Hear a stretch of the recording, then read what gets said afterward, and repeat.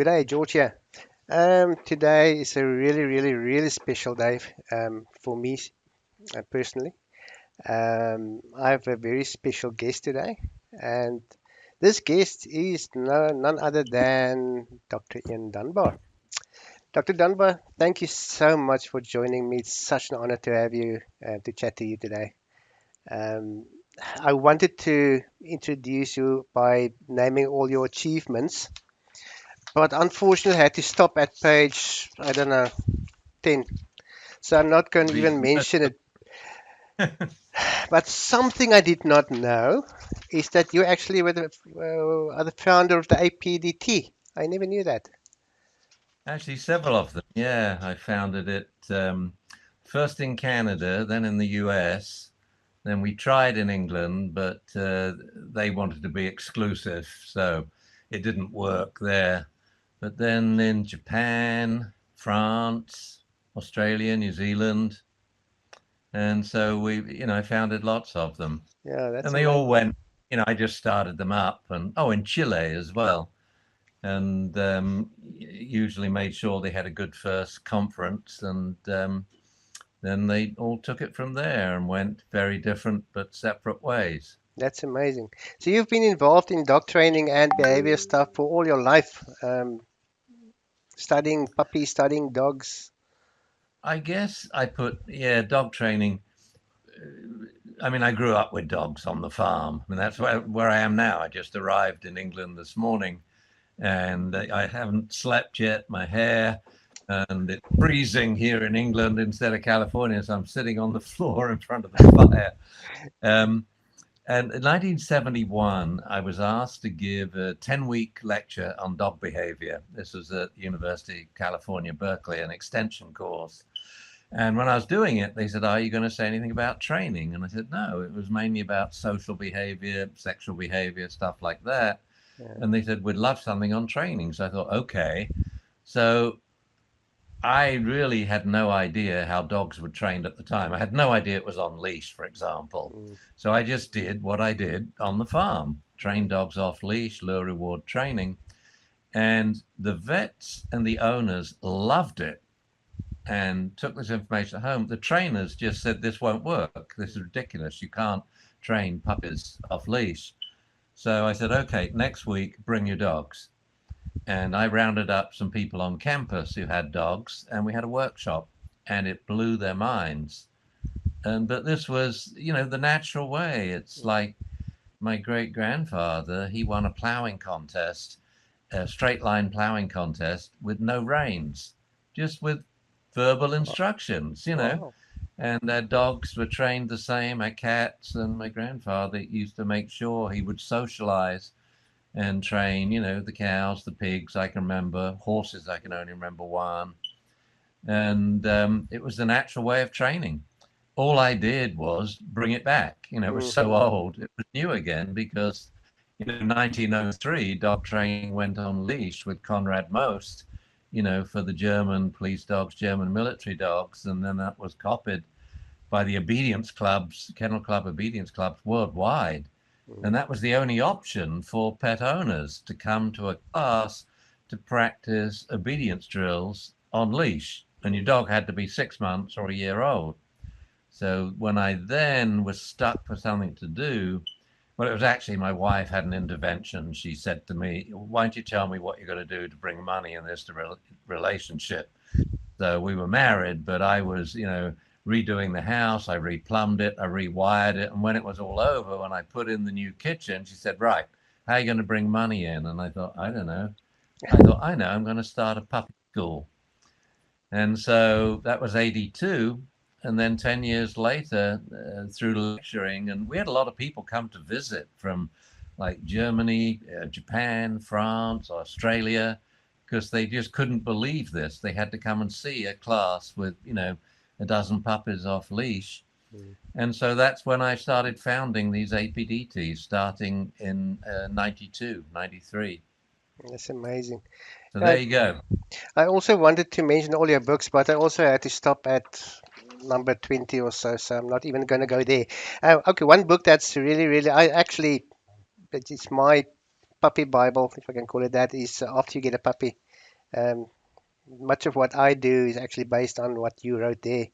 So that was a very informative one. But let's get back to, um, I won't say problems, but something that's, I don't know if it's unique to South Africa, but some believes that's a bit funny around here. In one of your lectures, I remember you talked about um, you mentioned product and produce. Once the product is there, then nature has done its course. You can't change anything regarding genetics. Um, so, how important is it to actually make sure that you get a puppy from reputable or a reputable line of dogs, if I can call it that? Well, I would. Um, this is called the nature nurture Mm, controversy. What's more important, yeah. genes or environment? And I have three answers to the question. And one is, if I were, still lecturing at Berkeley, this would be a 10-week course, and we'd get into how not only are they both essential and important, but how they interact with each other, which is the really fascinating part.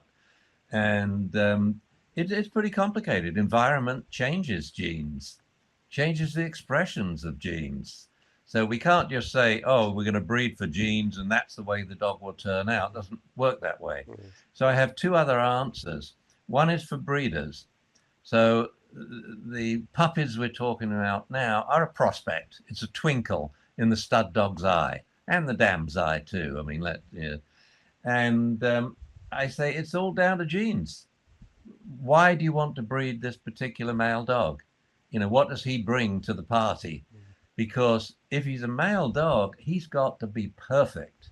mm, You see, when we're talking about bitches, because they can only have so many puppies in their breeding life, you know, we we breed more of them. But for a male dog, no, we want the best male dog out there. So I'm going to search back a good 4 or 5 generations. And if there's one dog there that has any condition that I would consider could have any genetical component to it, I won't breed them.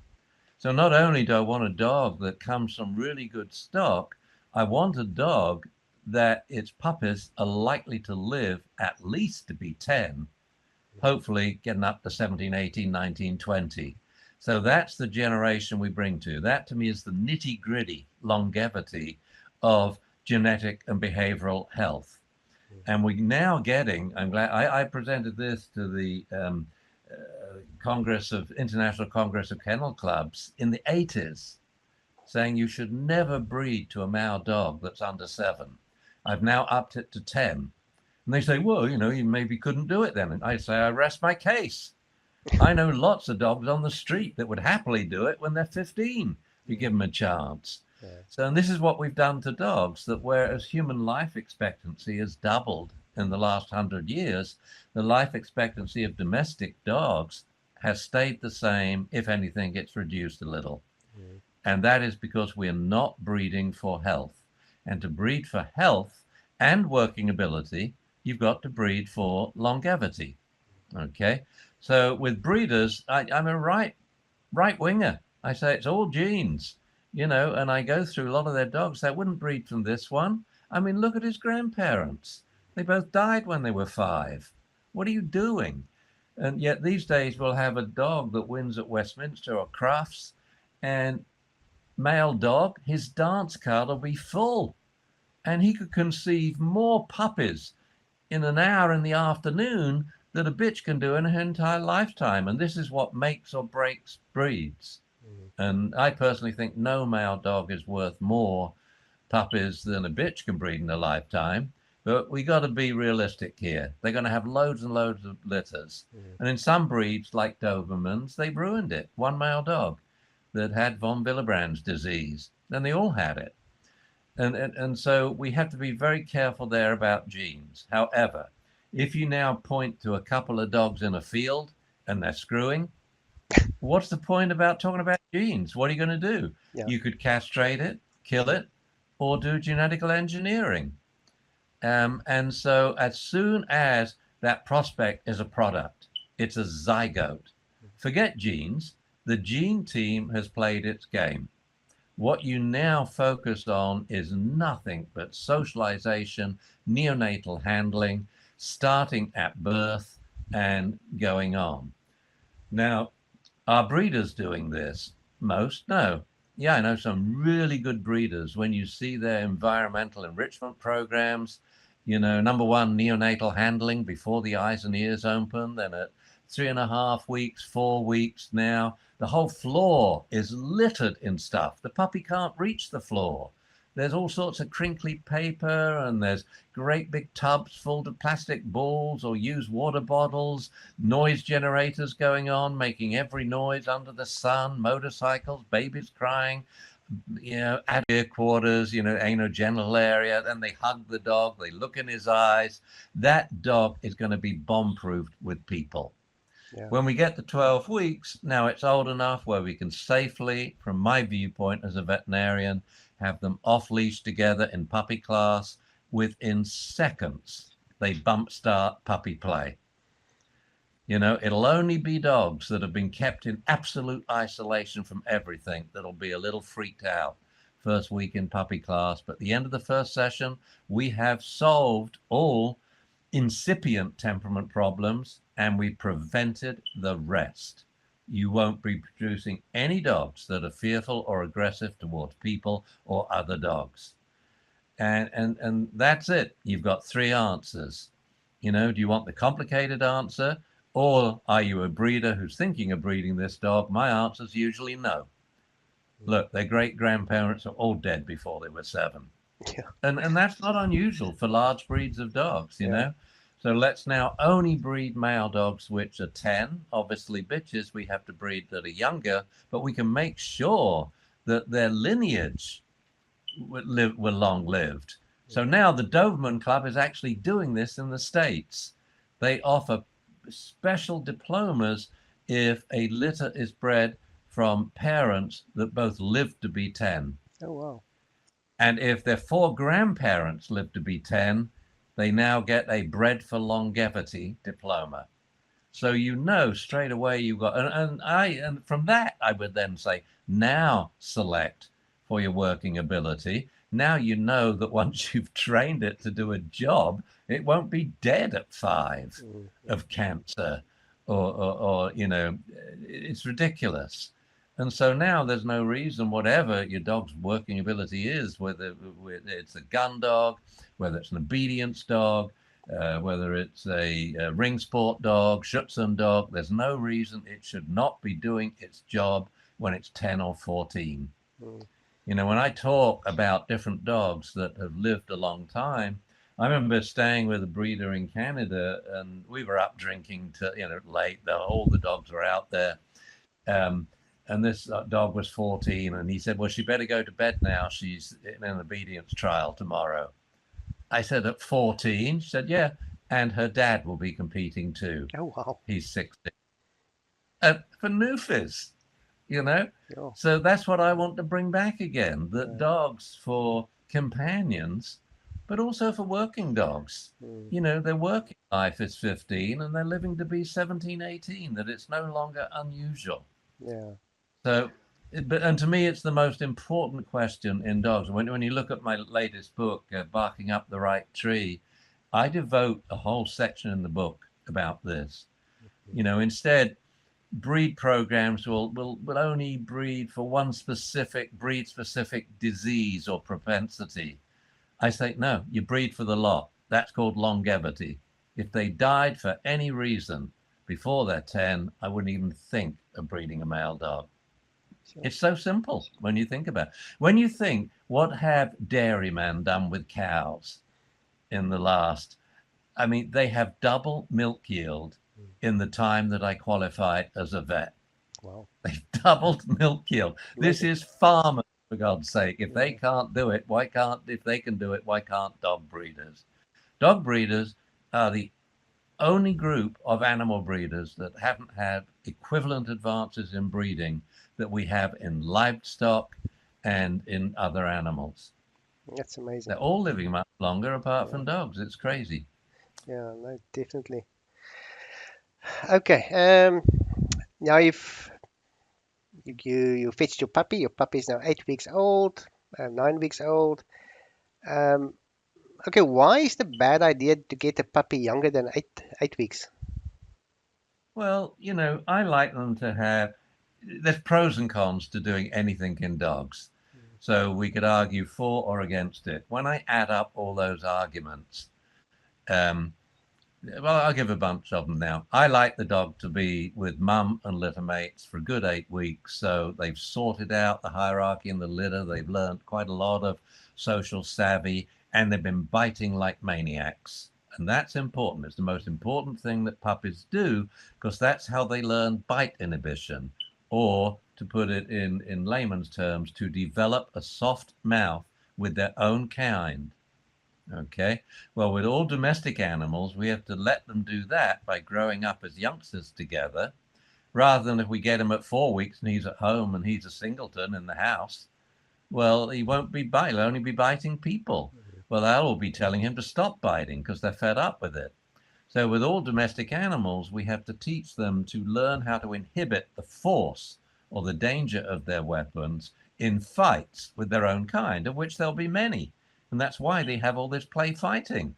They're playing or play fighting, and then one puppy goes, "Ow, that hurt me," and he's like, "Oh God, I'm sorry. I'll be gentle now." And Uh, so you end up with a puppy when they've grown up this way that if they bite a person because they've really been provoked by a man being stupid, grabbing the dog and teasing it, little boy staring in its eyes and poking it with a stick, and the dog, big old Rottweiler, goes, "Whoa!" and bites that kid in the face, there's no damage. There's no frigging damage. That's how reliable this bite inhibition is. So I want them to have this social savvy and bite inhibition and develop some good, stable social, relationships with their litter. And then we want to change them to the owner. Well, if all breeders were socializing their puppies with people, I would say keep them long at the breeder. The fact of the matter is, I know probably a couple of dozen breeders in the world who are bringing around at least 100 people before they're 8 weeks old. And when I lecture about this in breed clubs, they say, "What, 100 people?" I turned up once to look for a search and rescue dog for Rocky Mountain Search and Rescue. And so I borrowed a friend of mine's kids and took them along. The breeder was shocked. "Get those children out of the kennel." I thought, well, we don't need one of your dogs. What if they're looking for a lost child and they find it and then bite it in the face? mm, You obviously haven't socialized any of the dogs. We don't want any of them. I'll look elsewhere. So you need 100 people minimum, especially men, especially children. Why? They are the bite victims when dogs grow up. But if they grow up with them as little puppies and the children are having these puppy parties. I went to a puppy party last Sunday. I went to see this dog on Thursday. It's a Great Dane pup. I said, "I'm seeing a lot of red flags. Your dog's backing up when he sits with me. He's barking at me. You've got to get people around here quickly." "Well, we've tried." I say, "Do it this weekend, or I'm washing my hands of the dog." I will not tolerate people that don't follow advice when the dog's quality of life is at stake. Instead, "No, it may be too stressful for me." I say, "It damn well will. When you have this puppy party, you'll probably be freaked for the first 20 minutes. I went round 2.5 hours after the party had started to meet a different puppy. Three so, days on, 12 weeks old. I couldn't get close to him. I couldn't touch him. He backed away from me. He came up to me when he saw me there. He sat in front of me. And all through the party, I had a lift there. So I'm drinking wine. This dog is there. Every time I stop, he sits and looks up at me because he got hand fed his entire meal of kibble. And what the owner did, she followed my advice, man. Number one, she sent them invitations, like in my little book, Before You Get Your Puppy. Number two, she had two types of little bags of treats. For women, it was just regular kibble. For men and children, they were little bags of kibble with a few bits of Ziwi peak, high smelling, air dried food and freeze dried liver mixed in. just a few milligrams, that's all. But now the kibble smells like Yeah. freeze dried liver. So the dogs now, well, they love women, of course they do, because women have common sense. Men and children don't. Yeah, we're These stupid. dogs refer to men and children now because they had the better drink. And so it's everything. And you don't stop doing this. And anyone who comes to my, I practice what I preach here because it is very important that our dogs, Kelly and my dogs, are bomb proof. Yeah. Could you imagine if my dog jumped on a child, let alone nipped it? Yeah, man, Dr. Dunbar's children eat, dogs eat children. The word would spread like Oh wildfire. yeah. No, the dogs, American Bulldog, bullproof. French Bulldog, bullproof. Mm, You know, the dogs she competes with now in ring sport, bullproof. mm, Mals and Belgian Shepherds and stuff. The mutts that we rescued, we were rescuing them, so they were, bulletproof when we got them, bomb proof, but they are after several weeks because it's the most important quality in a dog. yeah. Otherwise, you can't do anything. I mean, there's two qualities that destroy a dog's life. He's scared of or aggressive towards, reactive towards people or other dogs. It just ruins the dog walk. Yeah. And now they stop walking it. So now the dog's not getting exercise. He doesn't have a quality of life. Mm, And now I get very angry with people that I call them the stress police. Say, oh, isn't that too stressful for dogs? Aren't you flooding them? I say, yes, because we can flood puppies. I wouldn't flood an adult dog that's scared shitless because no one had socialized it. I would take my time, but I would do it in one day. I would sit with this dog for 6 hours and I would feed him both breakfast, lunch, and dinner, hand fed, dry kibble with a few tasty treats added in. And I would start the day with a dog who has no quality of life. And I would end it with a different dog that now has one human friend in life, me. mm, I would solve it. I wouldn't keep saying this is too stressful and then do nothing. That is inhumane. It is criminal. It is stupid. And it's just not fair to dogs. mm, But what has happened in the last 10 years, pretty much everything I created has disappeared in the States now. Trainers don't teach classes. Only 15% of dog trainers now teach dog training classes. Most are on leash, very few are with puppies. And the puppy classes, I just did a survey. Less than 8% of puppy classes are off leash. They're all for variable lengths of the time. We split it up into not off leash at all, 10%, or, 1 to 25% off leash, and so on in 25% things. And most of them will have it on leash, but they have play sessions. That was obvious from these statistics. We surveyed 500 puppy trainers, and we're not doing it now. And therefore, now these temperament problems are rife again. And it's all these trainers do. All they do is have individual consults, a lot of them by Zoom, talking about the temperament problems that basically the dog profession now is creating by not doing what was common sense, what I repopularized back in the 70s and 80s. mm. So it like came into phase, now it's gone out of phase. So my New Year's resolution is we last week we started a new association, which strangely enough was the original acronym for the APDT. It's the APT, the Association of Puppy Trainers. It's Okay. international. We already have, I think it's 420 members who are training puppy classes now, and 100 people who want to learn how to start again. There will be thousands doing it by the end of the year because that's what I'm going to do. I'm not seeing my whole life's work created and then destroyed Mm, by people who aren't training dogs anymore. I yeah. mean, the changes in dog training are crazy. People don't teach dogs words anymore. It's all clicker training. There's no instruction, so the dog doesn't know what we want him to do. There's no verbal guidance when they make mistakes. And because today's totally positive trainer doesn't want to use aversives, they turn their back on their dog. That's what they say. The puppy jumps up, turn your back on it, let it extinguish, or teach a DRO or a DRI. I mean, they're talking Greek to most owners. And if you can teach a DRO, why don't you teach the damn dog to sit when he jumps up? And then troubleshoot it now with a sit at the front door party with 20 strangers coming. But each stranger, when they come in and eventually get the dog to sit, they have to leave by the back door, come through the front door again. Mm-hmm. That's going to be 200 front door greetings. And by the end of a 2 hour party, the puppy now sits automatically when it hears the doorbell ring. It's all gone now.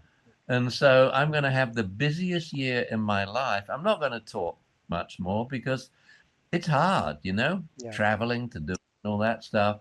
I'm going to, while I've just come over to England for 3.5 weeks to spend time with my brother, my sister, and my cousin. that's nice. While I'm here, I'm going to edit about 300, 400 little short videos of what we used to do, and I'm going to flood social media with them.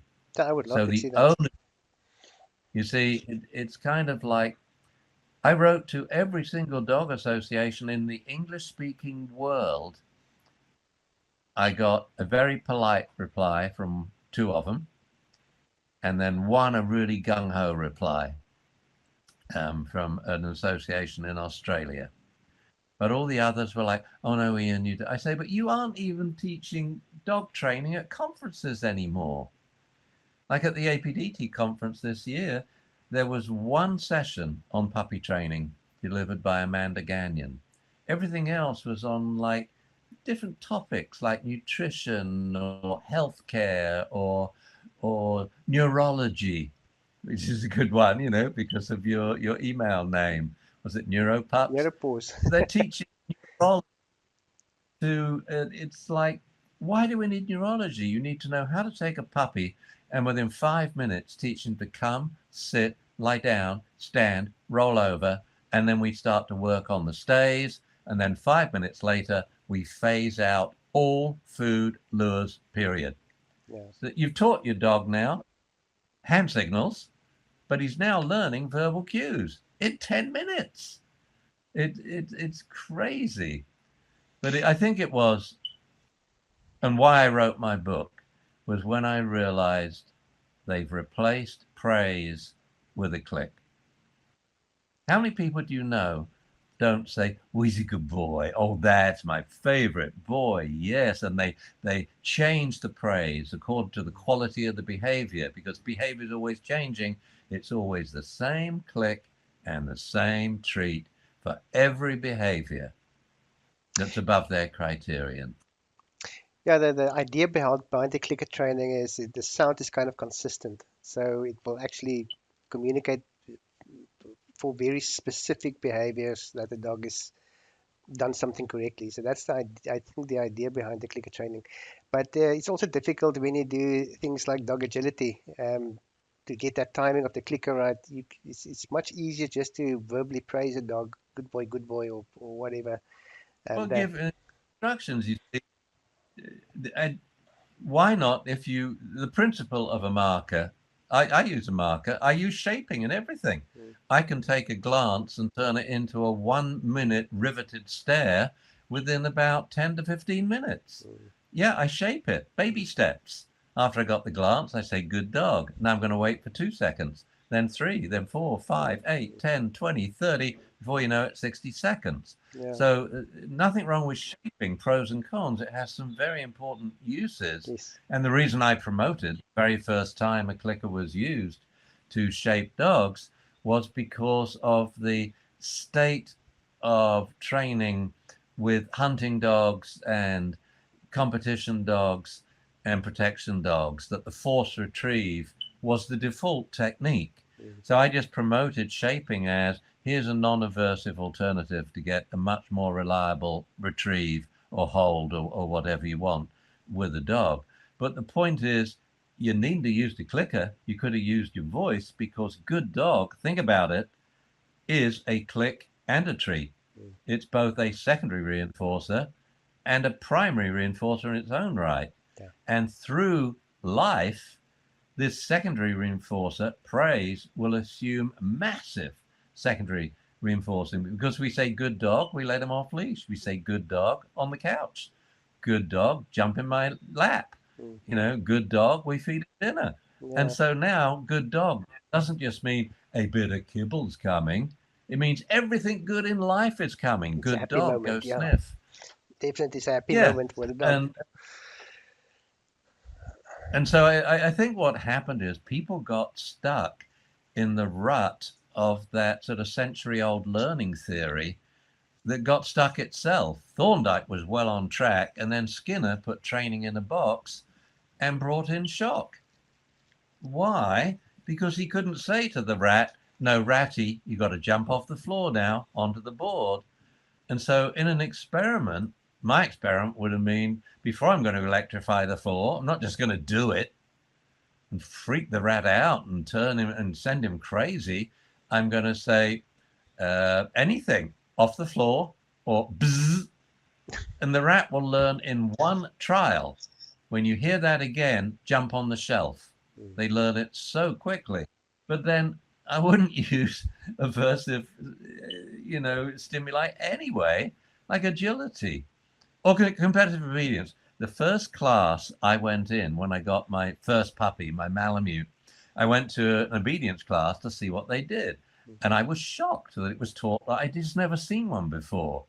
You know, I thought Barbara Woodhouse, I thought it was a comedy program on TV. I really did. I didn't realize this was how they were all done.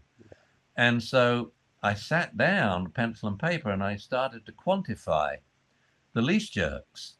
How many were they giving? And I came back the next week and worked out response jerk ratio hadn't changed. Every time they said heel, it still got the same number of jerks following it.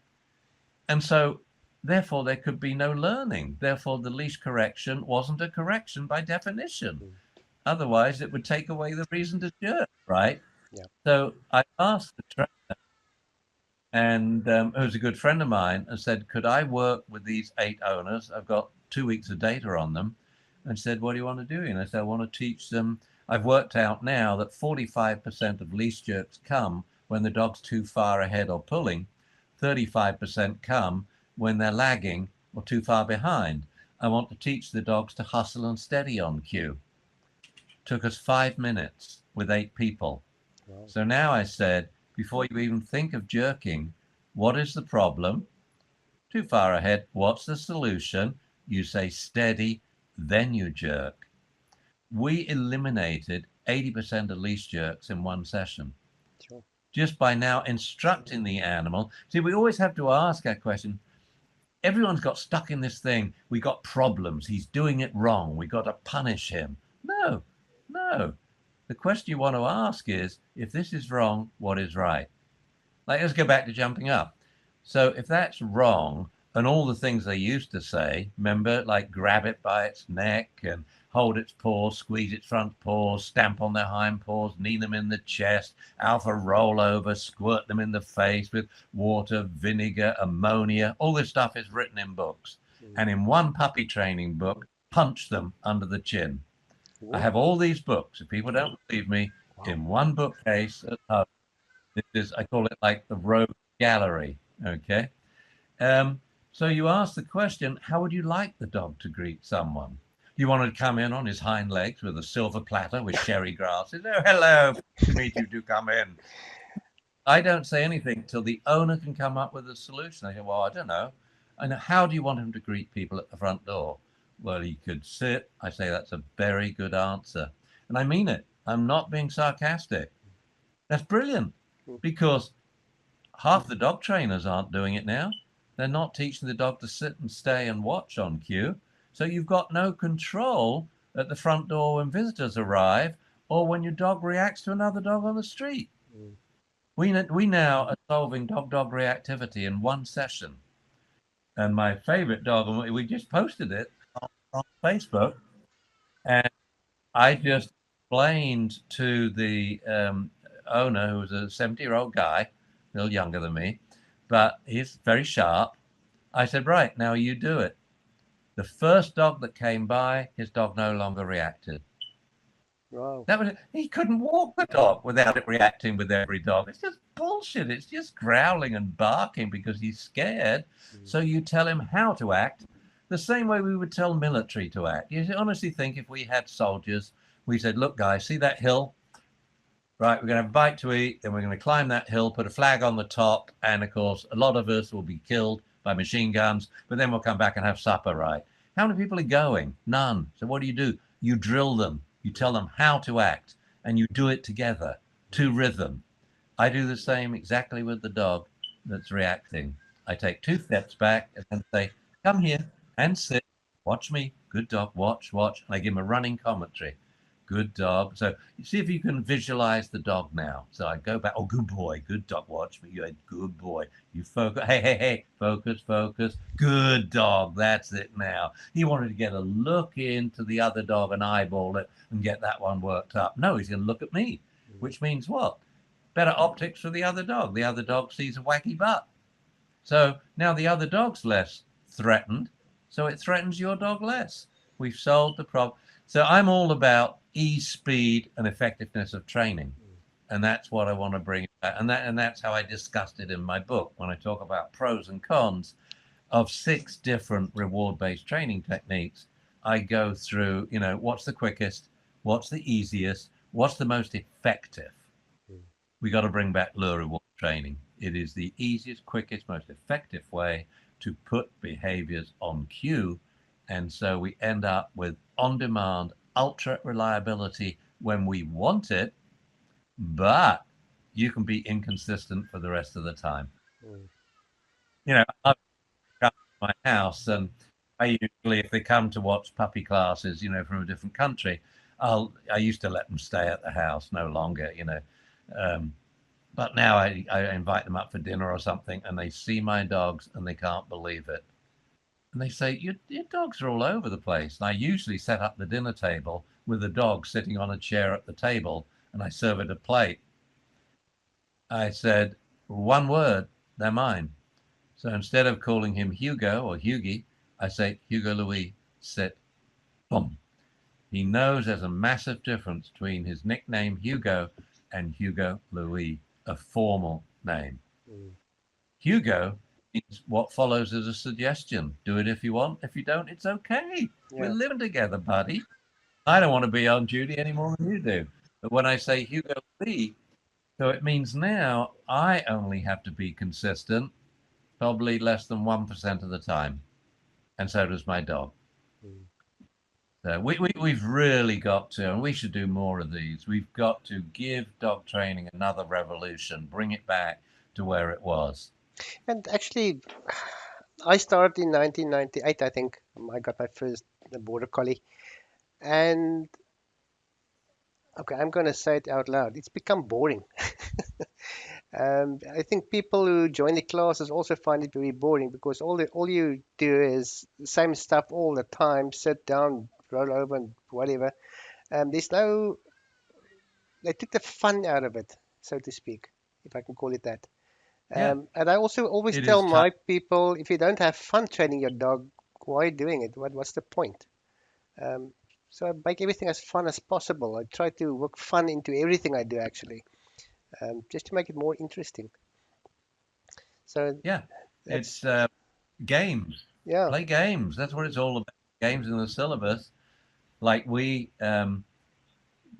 a number of games, like a doggy dash. So we divide the class up into pairs, and they race 2 at a time.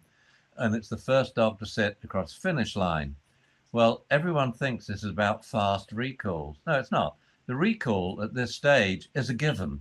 Mm, We never have a dog that doesn't, no matter what he's doing, sniffing a dog's butt, doesn't instantly come and run to the owner. The question is when he gets there, does he sit? And I've often seen a basset beat a border collie. The border collie is the quickest dog there across the finish line, straight through the owner's legs, circling them, jumping up and down.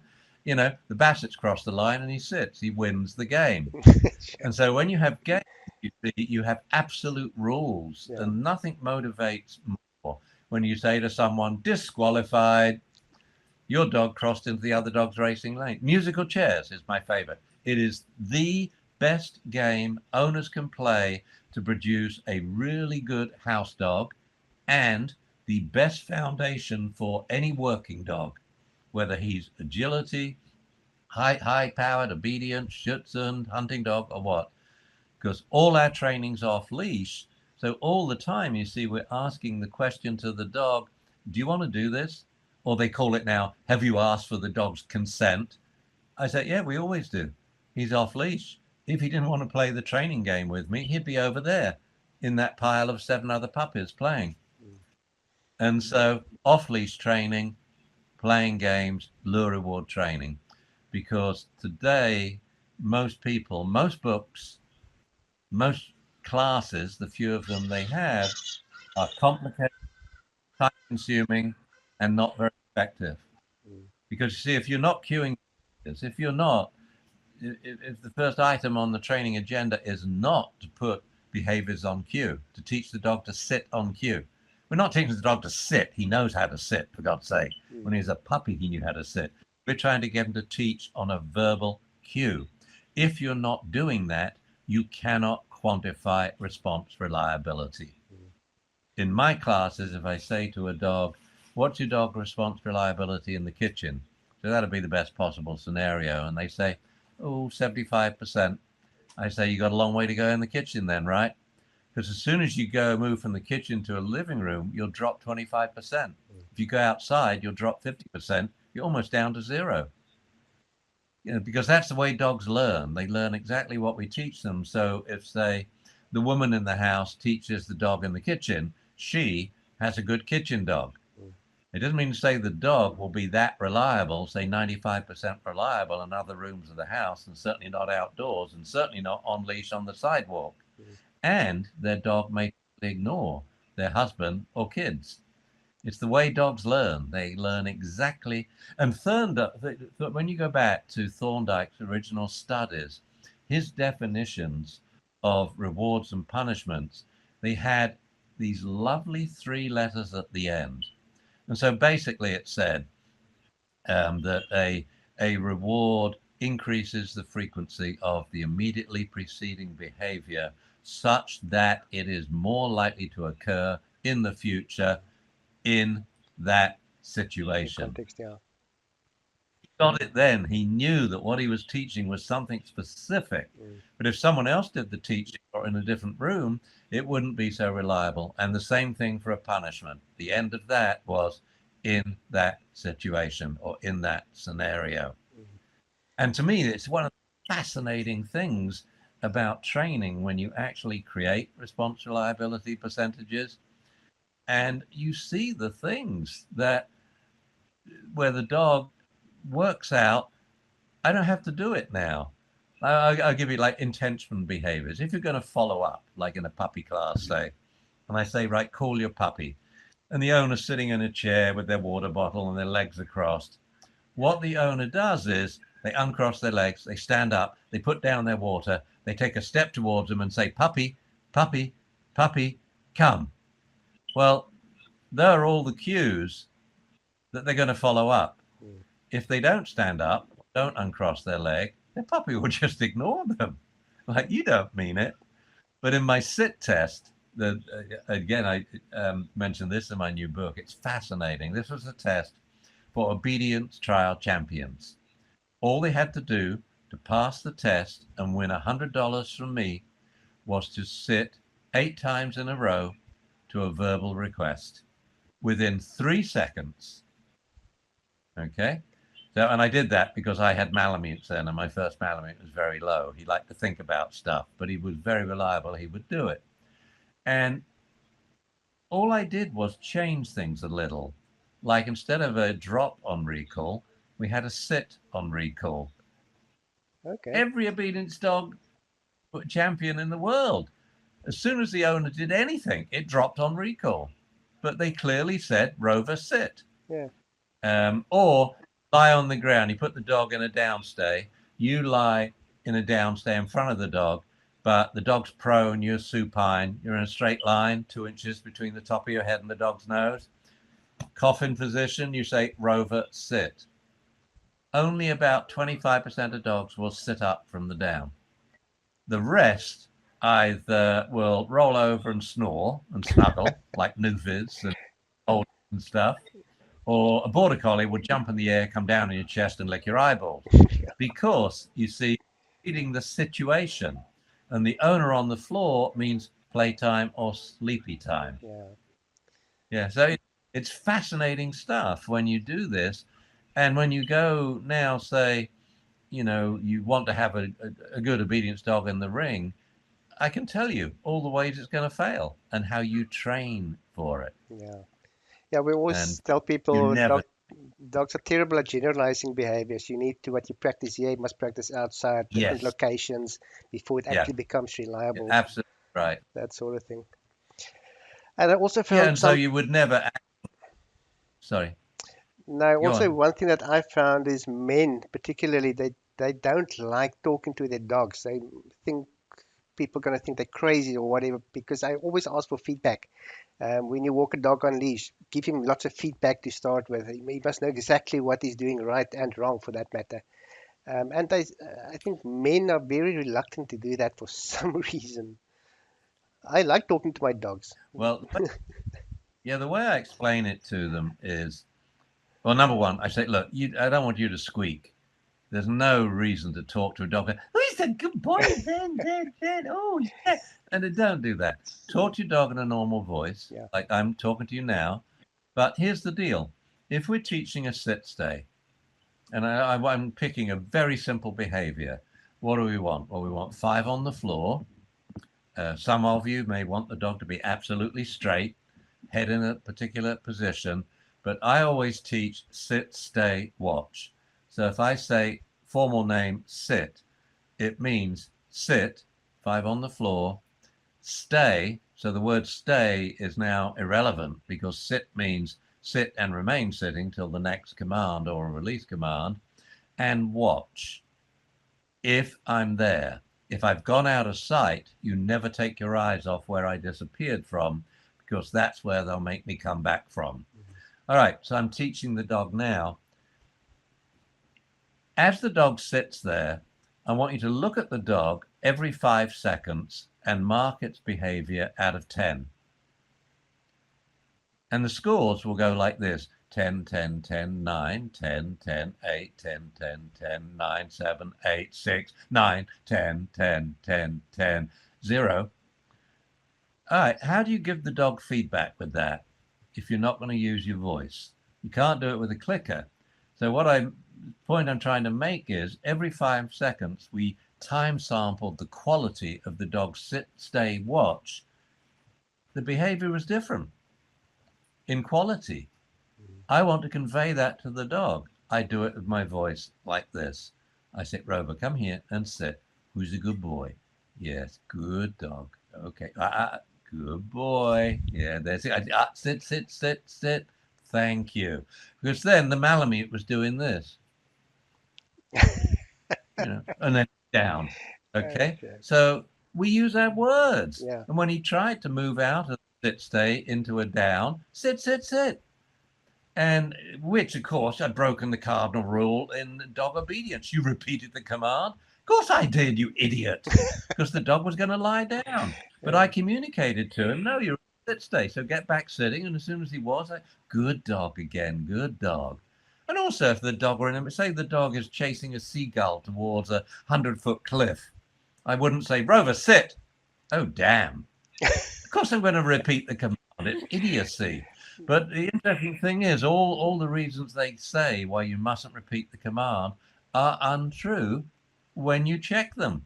When you test response reliability, what you find is if the dog doesn't do it and you repeat the command until compliance, that's the quickest way to get your dog to respond within half a second of a single command. Mm. Because we test it. How many commands did you give? Well, with Zuzu, when we adopted her, 16. I had to tell her 16 times to sit. That was the first trial. But what she learned was this is very different from nagging. Mm. Nagging is repeating the command without compliance. So when I'm using a formal command, what it means to all it means to the dog is there's going to be no aggression, no aversion. I'm not going to get angry. I'm not going to raise my voice. I'm not going to do it. I'm going to do what kindergarten teachers do and enlighten grandparents. If I clearly say, as my grandfather said, Ian, sit, he's not going to stop until I'm sitting. He's not going to slap me or shout at me. He's my grandpa. He would just stop what he's doing. In this case, it was carving a pheasant, put down the carving knife, and stand there looking at me. And I noticed, what's going on? And oh, he told me to sit. So I sit down. And he said, thank you. Ian, stand up, please. I stood up and he said, Ian, sit. Thank you. Dinner's ready. And that's all. So you signal to the dog. The formal name means I will follow up. And here's the deal. If you make me repeat the command once, you will repeat the whole exercise. Mm. I will step back and say, come here and sit until you sit within a second of a single verbal command, in which case I'll say, good dog, go play. And Yeah. the dogs learn this, and you end up with enormous skyline 95, 96, 97% response reliability. And that's as high as you can get. That's Mm. where bomb dogs rate. You can't get you can't get to 98 in a long-term test. Mm. You can get up in the 97s, but dogs make mistakes like we do. Yeah, definitely. It's why with bombs you search for three dogs, and the likelihood they all missed it at the same time is very unlikely. Mm. But they're fallible. But just like us. So yeah. Anyway, Just to change the subject a little bit, something that I don't know if it's worldwide, but in South Africa, it's I will call it a problem. Um, veterinarians, and breeders, they tend to ask owners not to take their puppies outside or let them mingle with other puppies, or take them to classes before they're at least 3 vaccinations or 6 months old, um, because of parvo and what have you. So they kind of putting the little puppy in a glass bowl until he's either had his 3 vax or um, he's 6 months old. What's your opinion about that? idiocy. It's ruined the dog's life. Forget this dog being any kind of competition working dog. Forget it being a good companion. It's not socialized. You see, we're back on this thing. I was reading a book today about depression, and the lady, it was a biography, and her daughter was talking about religion, says, I don't like God. And the mother's, why not? Said, well, everything's thou shalt not, thou shalt not. How about a few thou shalt? And this is where vets haven't worked it out yet. Yep, we're concerned about parvo. Does parvo kill many puppies? No. When I give it, I just gave the latest vet lecture I gave was 1,500 vets at Pack Vet. In January, I shall be at VMX in Orlando. There'll be 10,000 vets there. I always survey the audience. I say, when I run my hand across the audience like this, I want you to shout out how many puppies have died of parvovirus in your clinic in the last year. And it goes like this. It's a machine gun blast. None, none, none, none, none, none, none, one, none, none, none, one, none, none, none, 42, none, none, none, none, one. And that's it. You'll have 3 vets there where more than one puppy has died of parvo, and it's a colossal number. I say, do you work in a humane society, a shelter, or low income area? Yeah. The deal about parvo is if you, number one, we've had 124,000 puppies now through puppy classes. Cool. As yet, we haven't had a single recorded case of parvovirus. Sure. Starting at puppies at 12 weeks old, having 2 shots after 9 weeks, at least 2 weeks apart, and then a week after the last shot. So basically, if they had a shot at 9 weeks, 11 weeks, as a vet, I'm happy with their immunity at 12. But the nitty gritty is 124,000 puppies, and we haven't had a single transmission of parvo in class. So what I mean by that is we've had someone call after class and saying, oh, I went to the vet this week, and the vet thinks, doesn't know, thinks my puppy has parvo. They didn't do a virological test, but they got the same symptoms, bloody diarrhea, okay, and drinking lots.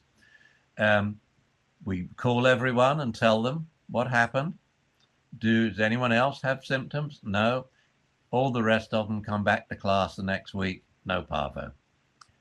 So we would have expected, if it's that infectious, in a puppy class, one puppy has parvo, they all have it. Never happened. We've never had one transmission. Number one, dog trainers are a lot better about parvo than vets. When do you see vets clean their car parking lot? When do you see them clean the waiting room floor? Yet they're bringing in a big old puppy, a Great Dane. The owner can't possibly. When do you hear them tell, leave your puppy in the car? We will send one to carry it from the car, safe, to the examination table, clean between puppies. You know? So what they should be saying instead is what they should be doing. And they should be saying, at the first puppy visit, I mean, when you think of the privileged situation a vet is in, they see every single puppy in the world, several occasions when it's still a puppy, when the owner's keen and they are the person the owner will listen to. Yeah. Imagine if trainers saw every puppy, we wouldn't have these problems. Well, we would now because trainers don't know how to solve the temperament problems anymore. But what they should be saying is have puppy passes at home.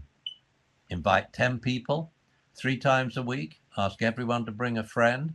You want lots of men and children to handle the puppy's hotspots, his subliminal bite triggers, to train him, and to feed them, hand feed them their kibble. One safety precaution: outdoor shoes remain outside. Totally safe. 99.99% safe. Why? You can never be totally safe because if feces loaded with parvo dries in the sun, as it will in South Africa, someone treads on it, it turns to dust and can come in an open window. Yeah. But we would have these precautions. I would tell my clients, keep your puppy in the car, we'll carry it in. I would tell them now, get them around people. Socialization with people is easy and fun. So when I went to this puppy party, she came up to me, the owner, and she makes a dog food, by the way, made out of crickets. It was one of the first dog foods made out of cricket protein. Wow. Uses less water, uses less carbon dioxide, and they live out 90% of the natural lifestyle before dying and going to sleep nicely. Wow. They're not killed when they're two or something to make beef or lamb or what have you. Anyway, she said, the other thing about this party? She said, I can't remember when we had a party in the house on a Sunday afternoon. And here we got 20 people here. It normalizes our social lives again. I mean, we're becoming a species that just looks at this damn thing the whole time, Yeah. Yeah. That's all people do. I totally agree. We don't talk to each other. Yeah. And that to me is what it's about, and laugh. But so when we set this up for our dog and you're having 3 puppy classes a week, because everyone says, I don't know 10 friends, then invite 5 and ask them to bring 2 friends each or 3 friends each, or invite 1 and have them bring 20, Yeah. whatever. They make all their mistakes for it.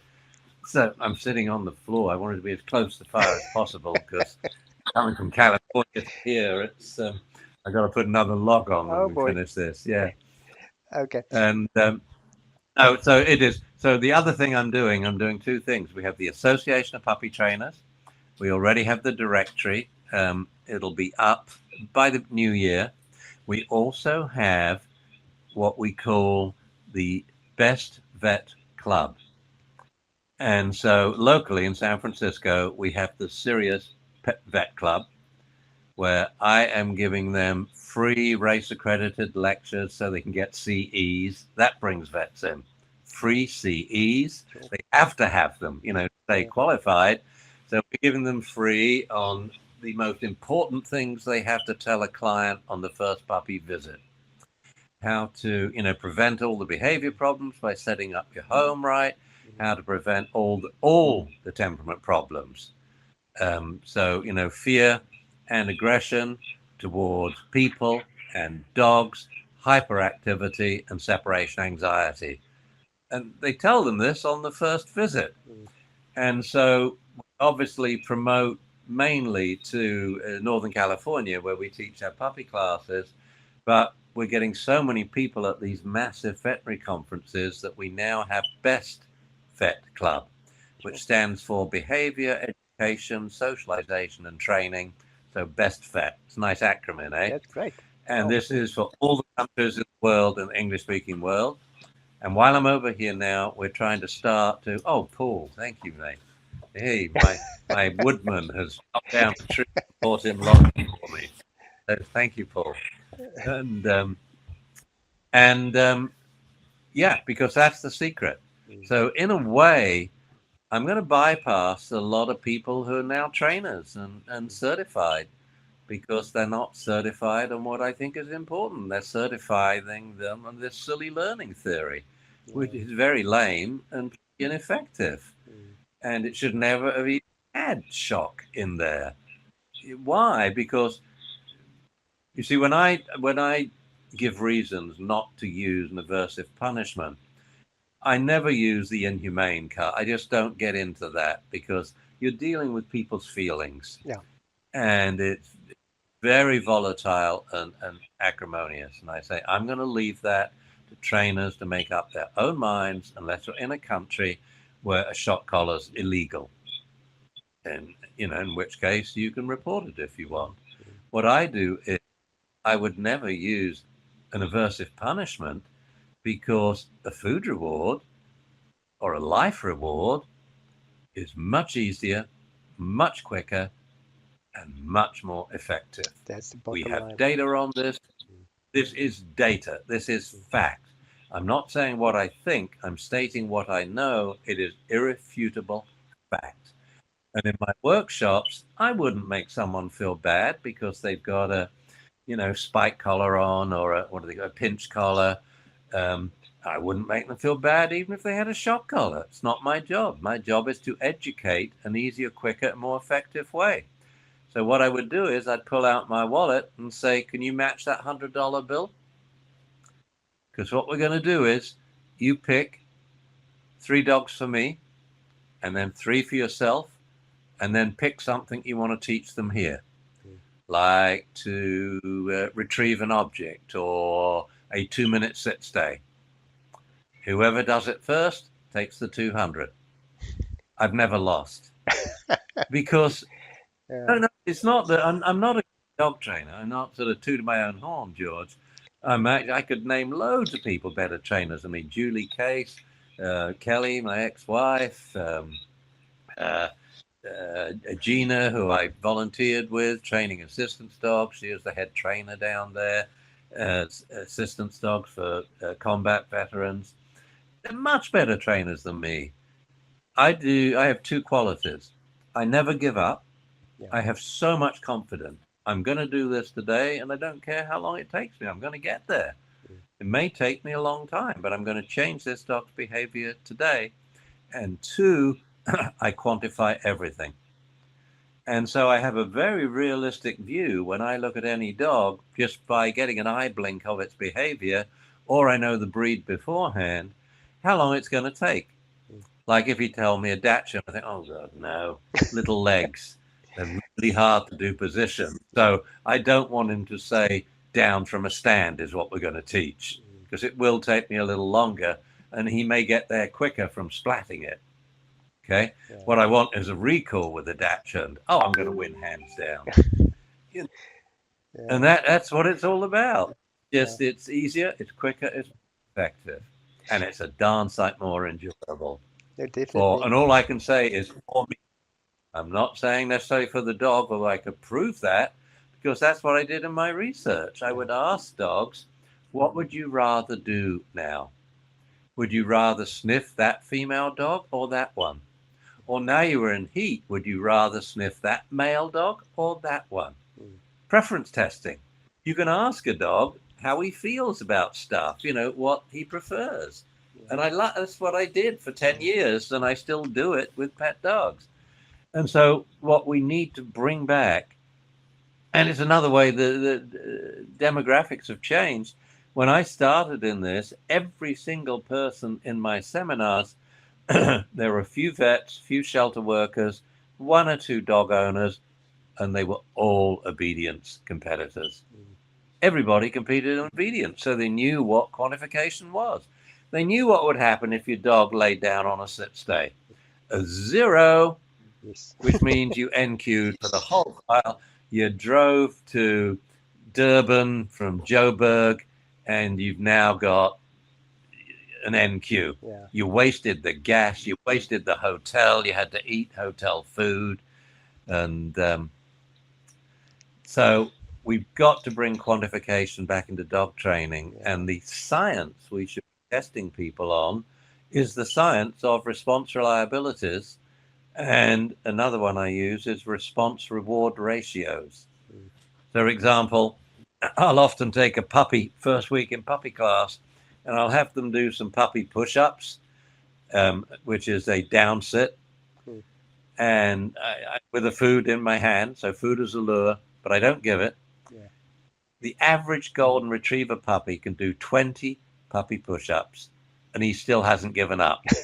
That is 40 responses for the prospect of one One reward. treat. Yeah. So the response reward ratio is 40 to 1. Are we giving too much food? Yeah.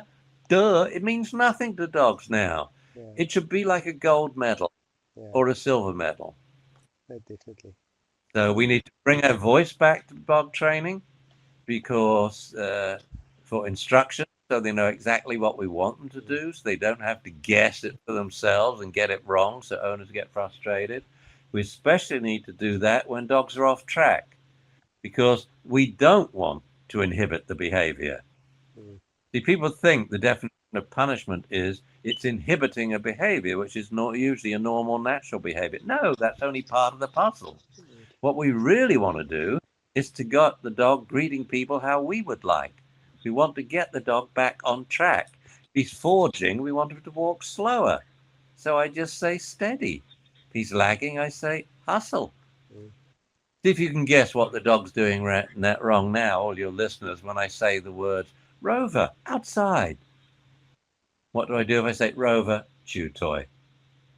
Or what if I say Rover, shush, find your chew toy, go to your bed and settle down? Thank you. We knew all the things the dog was doing wrong, don't we? Mm, And one word, one comprehensible word is the solution to all of them. It's called instructions. mm. So it's very important when dogs go off track because otherwise everyone goes the punishment route. Dog's trying to diss me. I got to show him who's boss. I got to splat him. I got to squish him, squash him, and all. It's human nature, man. It is. Yeah. If you have a Y chromosome, it's even worse. I have it in me too.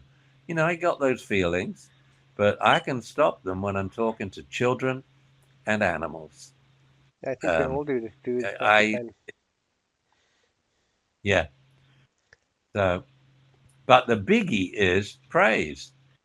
No one can give the richness of feedback, you see, because praise is binomial, but it's analog as well. Mm, It's not just telling you the dog's getting it right, it's telling you how well it's doing any second yeah. of a long duration behavior.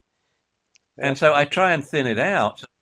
Say I'm teaching an obedience downstay, but I want to make sure the dog can do it for 10 minutes before I go in the ring and have to do three, say, or whatever. Then I really thin out the praise. In my workshops, when I used to do workshops, we would do an hour and a half stay, Phew. starting in a downstay, then we changed to a sit stay, ended with a downstay. An hour and a half, the dogs were staying, and we would give them the feedback. Mm, But then we start thinning it out by saying, now I want you to have communion with your dog.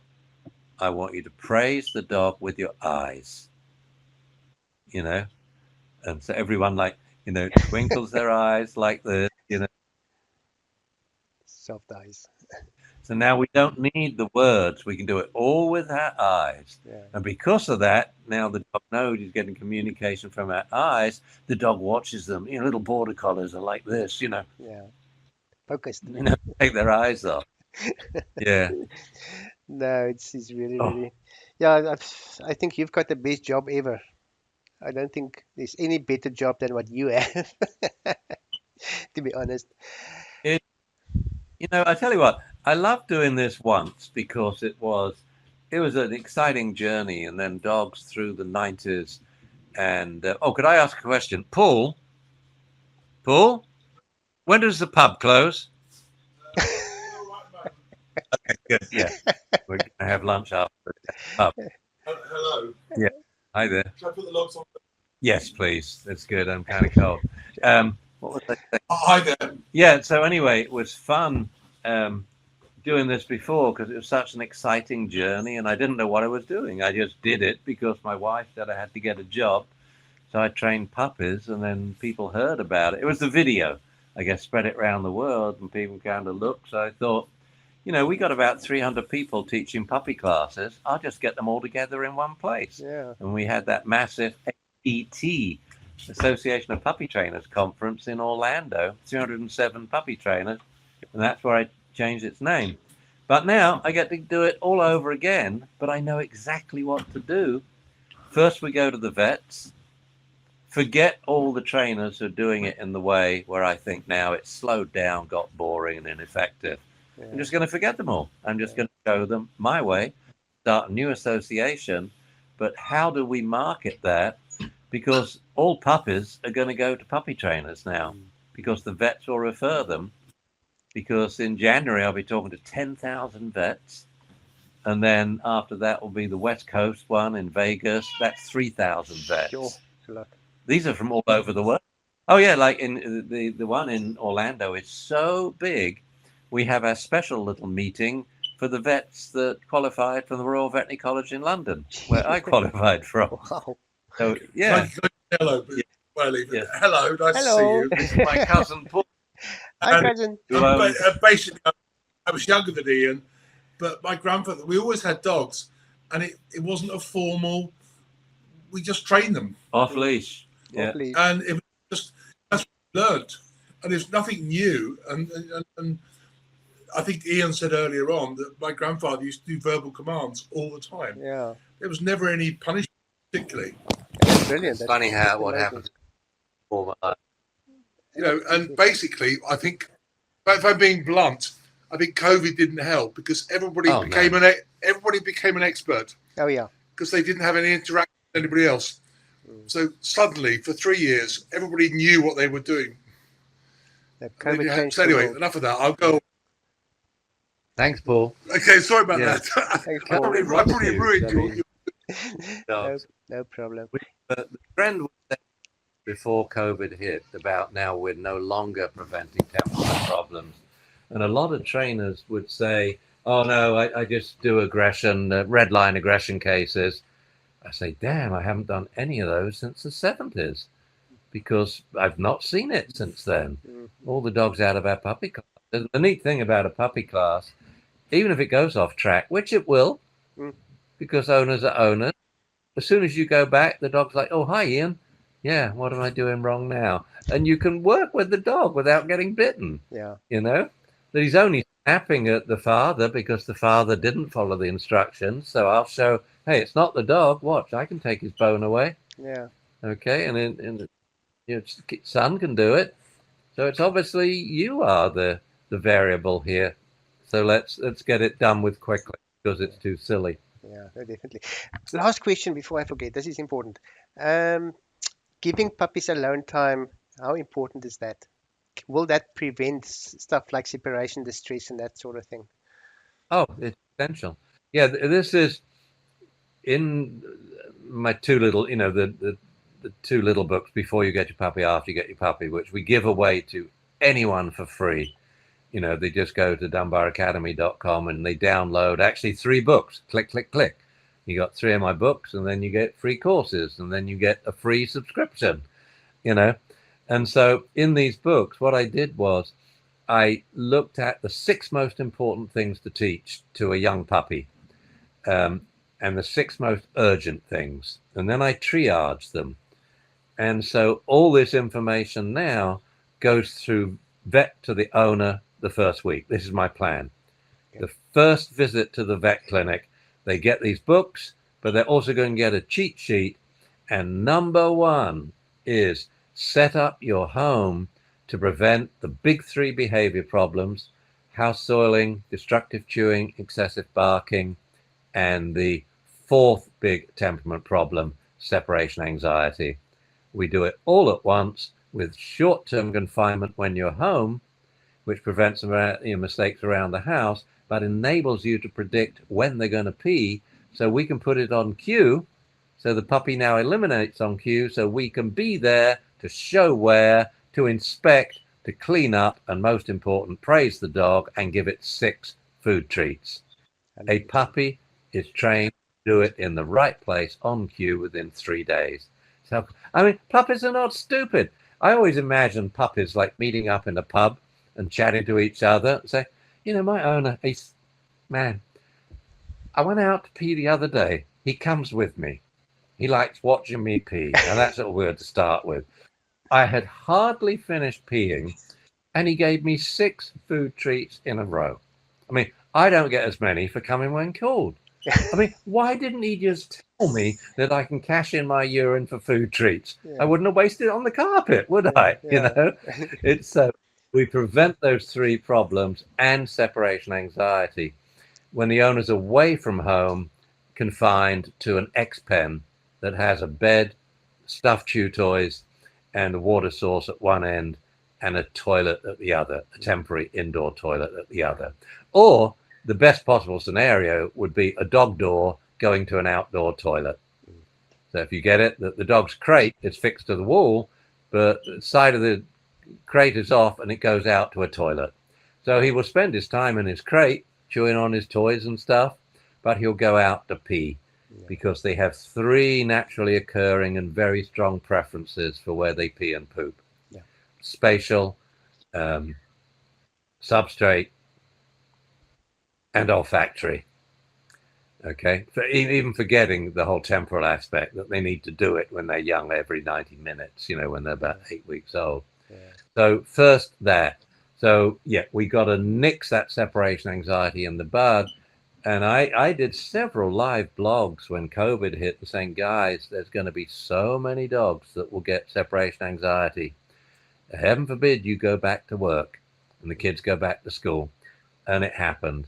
But the trend was there already. We'd already moved away from short-term and long-term confinement to prevent the 3 big behavior problems and separation anxiety. And then the most important for everyone is socializing dogs with unfamiliar people. And this is a little more complicated because they don't see the problems coming. It's same as separation. They don't see it coming. They say, but the puppy was fine. And then he developed, when he's 5 months old, right, started getting anxious and then fearful, then reactive, when left at home alone or when he sees unfamiliar people, because they were always seeing the dog with them at home. yeah, And they even accused it of being overly friendly, and overly confident. And so it's the unfamiliar people, just like when you teach them in the kitchen. No, you've then got to learn the exercises, the very simple little exercises we have to then quickly get the dog to learn that kitchen sit to work anytime, anywhere, no matter what's going on. yeah. But luckily we can do that. So I'll save some of those secrets for people to go to Dunbar Academy and find the solutions. But I know you can do that. it all in one hour. No, definitely. Yeah. Well, I think that's it for today. I won't keep you any longer. I think you need that pub. Good. But thank you so, Yeah, so, we could so do another much. That'd be awesome. So, while I'm over here, because you're only 2 hours ahead of me. We yeah, should do another one while I'm still in England. Because that's God knows when we'd do it when I'm back in California. You're 10 hours. yeah, that's a So bit of either a you've got to be asleep or I've got to be asleep. no. But We we can we'll work it out. we'll do it again. But thanks a It's- million, and thank you for everything you do for our beloved dogs. It's really, really awesome. Really, Yeah. really, I really admire you for what you do. I would Really. like to thank all the unseen people out there who are listening to this and seeing me. And I'm sorry I'm sitting on the floor, but I had to get quiet. And now we're going down the pub and have a fine old glass of English beer and a little something to eat. So Enjoy until it, the sir. next time, George, Thank you, and sir. thank all your listeners. Thank you. Enjoy Yeah. that beer. Bye. Bye. Bye. Yeah.